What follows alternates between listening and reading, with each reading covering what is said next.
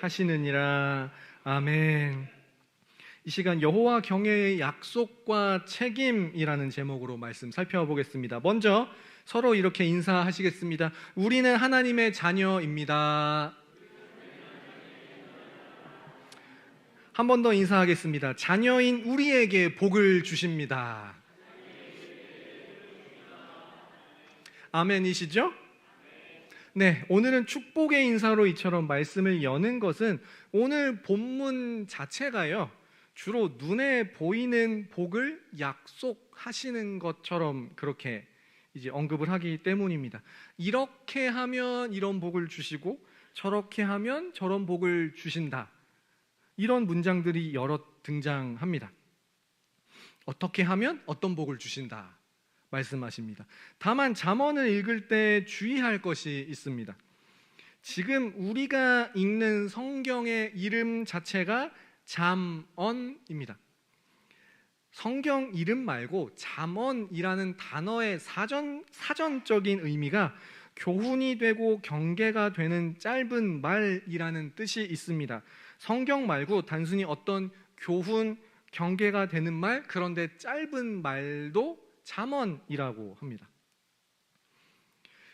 그래서인지 오늘 본문도 그렇습니다만 각 절이 다 짤막짤막하고요. 또 하나, 겉으로 보이는 행동, 어떤 현세적인 관점, 윤리, 도덕적인 말씀이 잠언이라는 성경에 많이 등장하는 것 같이 보입니다. 이제 나중에 10장 이후의 얘기입니다만, 예를 들면 말을 이렇게 조심해라, 노하기를 더디해라, 유명한 잠언의 말씀들 있죠. 그래서 잠언이라는 성경이 우리로 하여금 마치 윤리 도덕 교과서인 것처럼, 무슨 명심보감, 이솝 우화, 처세술에 대한 책인 것 같은 느낌을 주기도 합니다. 또 실제로 도움을 받았다고 하는 경우들도 있습니다. 그나마 잠언 1장부터 9장까지 전반부는 여호와 경외에 대해서 종종 언급을 합니다만 10장 이후부터는 좀 내용이 일관되지 않은 것 같이 보이기도 하고, 한 절이나 두 절, 그나마 세 절이 세트가 되어 각각 다른 이야기를 하는 것 같은 그런 느낌을 줍니다. 그렇게 편집이 되어 있죠. 실제로 잠언은 우리의 행동거지에 대해 말씀하는 것은 맞습니다. 그러나 동시에 잠언도 지극히 영적인 책입니다. 여호와 경외, 하나님을 두려워하는 신앙인이라면 하나님을 두려워함으로 믿음이 성장하고 성숙하는 자라면, 성화의 삶을 살고 있다면, 예수 그리스도를 닮아가는 자라면 평소 삶은 이렇게 살아야 한다, 아니 살게 될 것이다 라는 것을 말씀하고 있는 겁니다.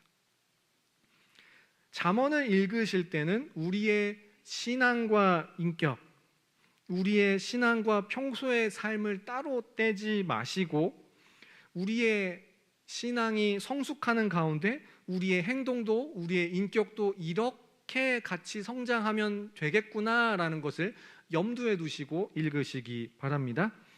자, 그러면 오늘 본문을 살펴볼 건데요, 여호와를 경외하는 사람, 여호와를 경외하는 그리스도인을 향해 이렇게 하라는 명령, 저렇게 하지 말라라는 금지의 명령, 그리고 여호와를 공경하라, 세 가지로 나눌 수 있습니다.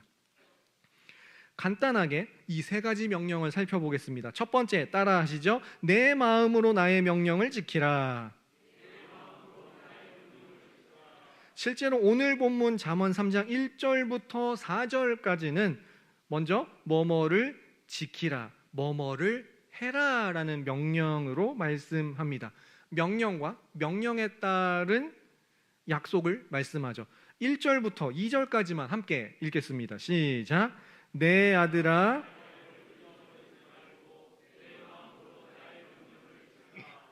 그리하면 그것이 많은 해를 누리게 하며 평강을 더하게 하리라. 아멘. 잠언의 저자는 솔로몬입니다만 기록을 할 때는 내 아들아 나의 법을 잊어버리지 말고, 하나님께서 마치 우리에게 내 아들아 내 딸아 나의 법을 잊어버리지 말고 라고 말씀하는 것처럼 그렇게 기록을 했습니다. 내 아들아 딸아 나의 법, 즉 말씀을 잊지 말고 내 마음으로 나의 명령을 지키라 합니다. 어떤 행동이 아니라 마음에서부터 명령을 지켜라 말씀하죠. 겉으로 드러나는 행동 이전에 마음에서부터 말씀을 간직하고 지키라고 합니다. 3절에서도 인자와 진리를 내 목에 매며 내 마음판에 새기라 말씀합니다. 우리는 구약, 율법 하면 겉으로 드러나는 행동 위주로 판단하고 정죄한다라는 이미지를 갖고 있습니다. 행동 물론 중요하죠. 실천하는 거 중요하고요. 하지 말라는 거, 안 하는 거 중요합니다. 다만 그 행동의 이면에는 마음이 어떤 행동을 내가 했다라는 것에 동기를 제공합니다. 그래서 율법의 대표 주자인 10계명을 잘 보면 마지막 10번째 계명은 이것을 해라 마라, 행동에 대한 말씀이 아니라 내 이웃의 집을 탐내지 말라, 탐심, 마음에 대해 마지막으로 말씀하고 10계명을 마칩니다. 다윗이 기름 부음 받을 당시 하나님께서 사무엘 선지자에게 이제 다윗이 등장하기 전 첫째를 향한 사무엘의 그 마음을 아시고 사람을 외모를 보거니와 나 여호와는 중심을 보느니라 말씀하셨습니다. 우리의 마음에서부터 하나님 말씀에 순종하고 말씀을 마음판에 깊이 새기는 우리가 될 수 있기 바랍니다. 그러면 하나님께서 장수와 평강, 하나님과 사람 앞에서 은총과 귀중히 여김을 받게 하시겠다고 약속을 하셨습니다. 굉장히 실질적인 복을 일단 약속을 하셨습니다. 이어 두 번째 명령을 살펴보겠습니다. 따라하시죠. 내 명철을 의지하지 말라. 5절부터 8절까지는 무엇을 하지 말라라는 금지에 대한 명령이 있습니다. 5절과 7절의 금지 명령이 이제 나오고 그 각각의 뒷부분들은 결과에 대한 이야기죠. 약속에 대한 이야기입니다. 5절과 6절 말씀만 함께 읽어보겠습니다. 시작. 너는 마음을 다하여 여호와를 신뢰하고 내 명철을 의지하지 말라. 너는 범사의 그를 인정하라. 그리하면 내 길을 지도하시리라. 아멘. 방금 5절에는 여호와를 신뢰하고 내 명철을 의지하지 말라. 7절에서도 스스로 지혜롭게 여기지 말라 말씀합니다. 그렇게 하지 말라는 것을 하지 않으면 하나님께서 우리의 길을 지도하실 것이고, 스스로 지혜롭게 여기지 않는 것이 우리 몸에 양약이 되고 골수를 윤택하게 한다. 우리 몸을 지키는 길이다 말씀합니다. 마지막 세 번째 명령 따라하시겠습니다. 여호와를 공경하라. 9절 10절은 여호와를 공경하라, 그리고 여호와를 공경하는 방법을 구체적으로 내 재물과 소산물의 처음 익은 열매로 공경하라라고 구체적인 방법을 제시를 하셨습니다. 우리의 물질 있는 곳에 마음이 있다라는 양 직접 말씀을 합니다. 그러면 창고가 가득 차고 포도즙 틀에서 새 포도즙이 넘친다, 이런 복을 약속을 하셨습니다. 우리는 방금까지 잠언 3장 1절부터 10절까지 말씀을 살펴보았는데요. 어떤 명령을, 그러니까 말씀을 지키라, 너 자신을 의지하지 말라, 여호와를 공경하라, 이 세 가지를 지키면 장수와 평강과 은총, 귀중히 여김을 받음, 골수의 윤택함, 창고가 가득 참, 이러한 눈에 보이는 복을 받게 될 것이다 약속을 하십니다. 다만 오늘 본문을 읽을 때 주의할 점이 두 가지가 있습니다. 첫 번째, 이렇게 하면 이런 복을 주신다라는 것을 기복주의로 삼지 마시기 바랍니다. 이렇게 하면 이런 복을 주신다고 하니 이렇게 해야지. 이런 여호와 경외, 여호와 공경은 오래가기 힘듭니다. 마음에서부터 우러나지 않는 어떠한 행동, 지속하기 어렵다는 것 잘 아실 겁니다. 무엇보다 우리 하나님부터가 우리의 어떤 일정한 선을 정해놓고 충족이 되냐 안 되냐를 따지는 그런 마치 어떤 시험 감독관 같은 분이 아니십니다. 우리를 내 아들아, 다시 11절에서부터 또 내 아들아, 내 딸아라고 바꿔 부르셔도 좋겠죠? 내 아들아, 딸아, 그렇게 우리를 부르시는 아버지십니다.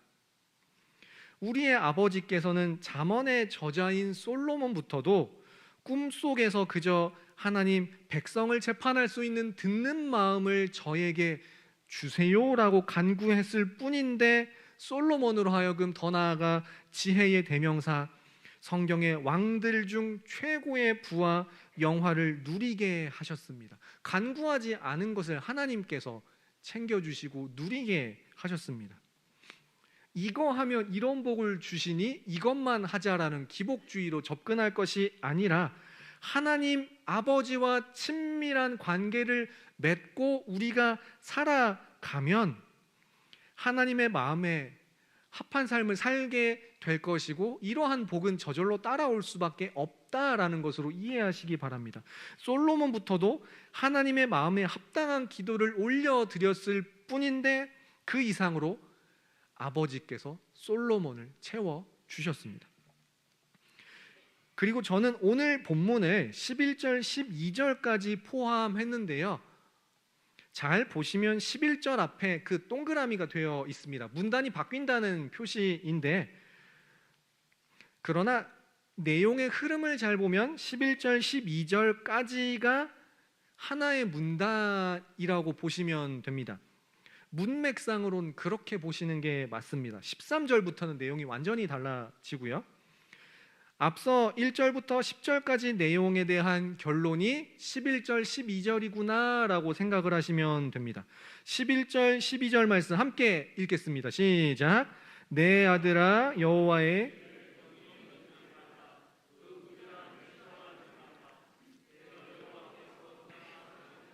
징계하시기를 마치 아비가 그 기뻐하는 아들을 징계함같이 하시느니라. 아멘. 다시 한번 내 아들아 하고 친근하게 우리를 부르시며 징계와 꾸지람을 싫어하지 말라 말씀합니다. 혼나는 거 누가 좋아하겠습니까? 그러나 징계와 꾸지람에 대해 왜냐면 사랑하기 때문이다 라는 겁니다. 자녀를 키워보시면 아실 겁니다. 뭐 굳이 자녀까지 아니더라도 반에 맡은 이제 교사로서 반을 맡아서 감당하시면 아실 겁니다. 우리의 자녀가 잘못하는 게 있어요. 그냥 두시나요? 아니죠. 일단 상황 파악부터 하자라고 자초지종을 물어보시든지, 조용히 불러내서 타이르시든지, 아니면 따로 불러내서 막 혼내시든지 뭔가는 하시지 않습니까? 후에 신약에서요, 방금 이 11절, 12절을 인용을 합니다. 히브리서 12장 5절부터 6절에서는 딱 이 두 절을 인용을 했습니다. 인용한 후 하나님 아버지와 자녀된 우리의 관계에 대해서 계속 말씀하시는데요, 이렇게 말씀합니다. 히브리서 12장 8절부터 9절까지 말씀 함께 읽겠습니다. 시작. 징계는 다 받는 것이거늘 너희에게 없으면 사생자요 친아들이 아니니라. 또 우리 육신의 아버지가 우리를 징계하여도 공경하였거든 하물며 모든 영의 아버지께 더욱 복종하며 살려 하지 않겠느냐. 아멘. 이렇게 말씀을 합니다. 잠언의 말씀과 일맥상통하죠. 지금까지는 잠언에서 1절부터 10절까지는 이렇게 하면 이런 복을, 저렇게 하지 않으면 저런 복을 받는다 말씀을 했는데, 11절, 12절은 징계가 따라온다라는 것으로 마무리가 됩니다.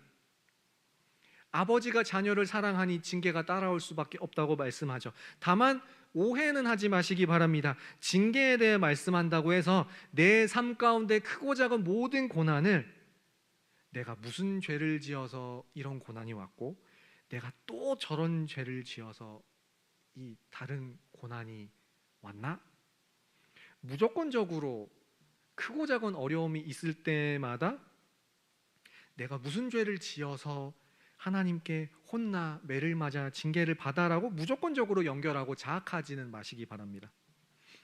다만 한 가지는 있습니다. 사람은 고난의 순간에야 비로소 하나님을 더 간절히 찾고 자신을 돌아보죠.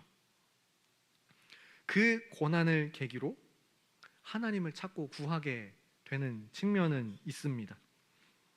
모든 고난이 무조건 징계로 연결되지는 않습니다. 우리가 일일이 다 헤아려 알 수는 없습니다. 다만 고난의 순간순간마다 우리의 아버지 되시는 하나님을 찾고 구하는 그러한 우리가 될 수 있기를 소망합니다. 말씀을 마음판에 새기고 어려울 때마다 말씀을 다시 한번 열어보고 그 말씀을 마음판에 새기고 하나님과 나와의 관계를 다시 한번 점검해 보십시오.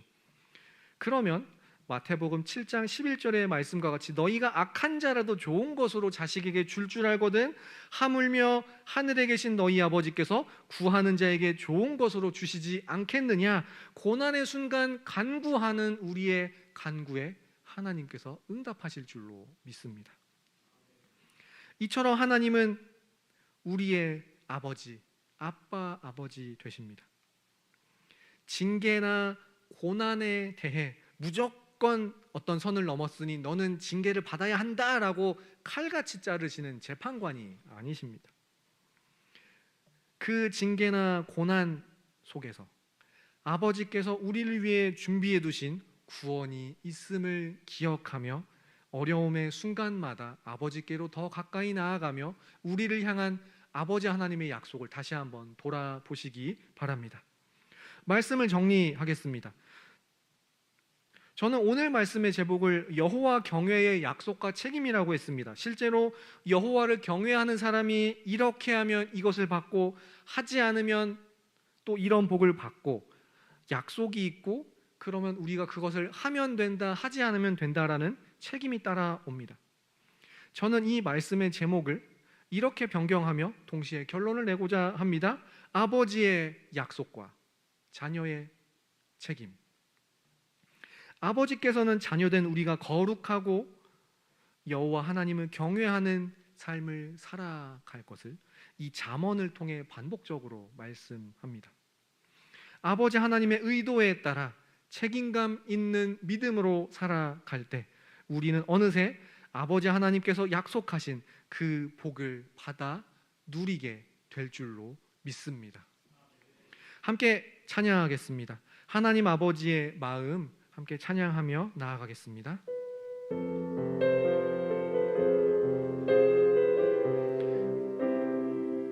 아버지 당신의 마음이 있는 곳에 나의 마음이 있기를 원해요.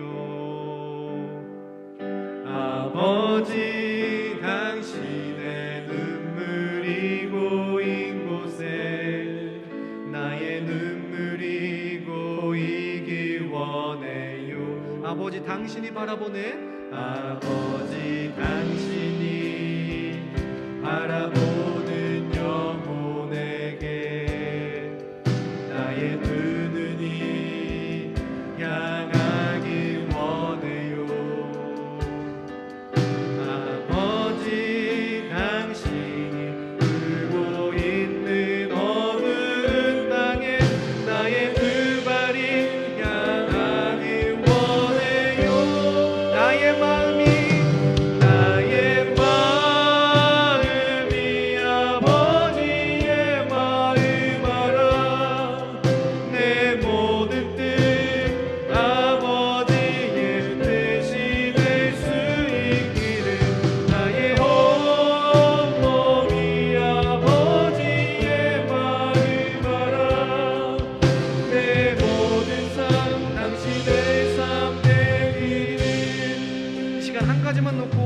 기도하겠습니다. 우리의 삶이 하나님 아버지의 마음, 아버지의 의도, 아버지의 약속에 따라 살아가게 하옵소서. 그때에 하나님께서 우리에게 약속하신 복이 우리가 바라는 것 이상으로 오늘의 말씀과 같이 응답될 줄로 믿습니다. 그러한 은혜를 바라보며 다만 하나님 아버지의 의도에 따라 하나님 아버지 안에서 친밀함을 누리며 살아가는 우리가 되게 하여 주옵소서. 이 시간 주여 은혜를 주옵소서. 두 번 부르며 함께 기도하겠습니다. 주여 은혜를 주옵소서. 주여 은혜를 주옵소서. 하나님 아버지, 우리의 아버지 되시고 우리를 향하여 약속하시고 이루시는 그 은혜와 사랑에 감사합니다. 다만 우리의 삶이 우리에게 하나님 아버지께서 약속하신 그것을 믿음으로 바라보게 살게 하여 주옵소서. 복을 받기만을 바라는 것 이전에 하나님 아버지와 친밀한 관계를 누리며 살게 하여 주옵소서. 그리고 그 관계 속에서 나를 자녀 삼으시고 내가 기도한 것 그 이상으로 응답하시는 하나님 아버지, 그 은혜 우리가 받아 누리며 살아갈 수 있도록 주여 인도하여 주옵소서. 하나님 아버지 감사합니다. 아버지께서 우리를 자녀 삼으시고 우리에게 약속하신 복들로 인하여 감사합니다. 다만 우리가 꼭 복을 받아 누리기 위해 지킨다가 아니라 하나님께서 우리의 아버지 되시고 우리를 아들아 딸아 부르신 만큼 그 친밀한 관계 속에서 살아가게 하옵소서.